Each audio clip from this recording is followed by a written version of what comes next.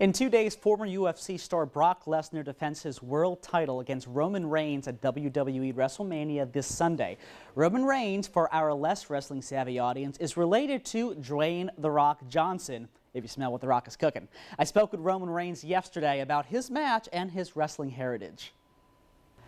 All right, Roman, let's go with the first question, which is the big one. WrestleMania, Brock Lesnar for the world title. How do you think with his, I think, more brutal and stiffer way of working, how do you think the match is going to play out between you and Brock Lesnar for the title? I think it's going to be great. I think it's exactly, what it should be. It's the main event of WrestleMania. It should be hard hitting. There should be sweat flying. We should both probably taste our own blood.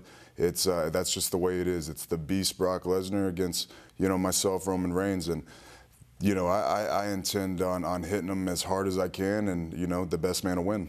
And of your family, because you come from a very prestigious family, High Chief Peter Maivia, The Rock, Yokozuna, Rikishi, as far as which ones were the biggest influences to you in terms of your approach to wrestling, since The Rock will give a way different match than Rikishi would, who in your family has been probably the biggest influence to at least the way you approach wrestling?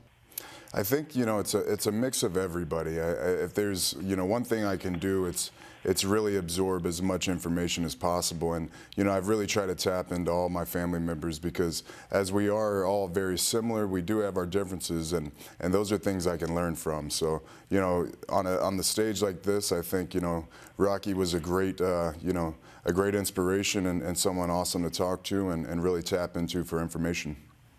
And speaking of information, he was one of the best people, bar none, on the mic. Have you ever had talks with The Rock about how to do better promos and get the best out of the mic and working the crowd?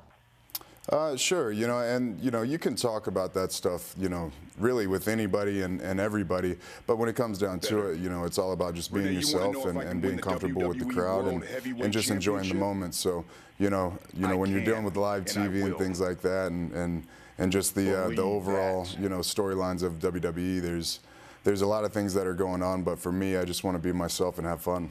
I have to ask you this question, because having been to a WrestleMania before, I know you have a lot of hardcore wrestling fans there who I guess you would consider are smarky or quote-unquote smart fans. They know the ins and outs of wrestling, at least behind the scenes, or think they do. And I know that a lot of them, they don't mind cheering for the heel, which are bad guys for our viewers who are less wrestling savvy. Knowing that Brock Lesnar has just re-signed to the WWE, are you in any way prepared for the possibility that the crowd could be, I'm not sure if it will, but could be solidly behind Brock Lesnar?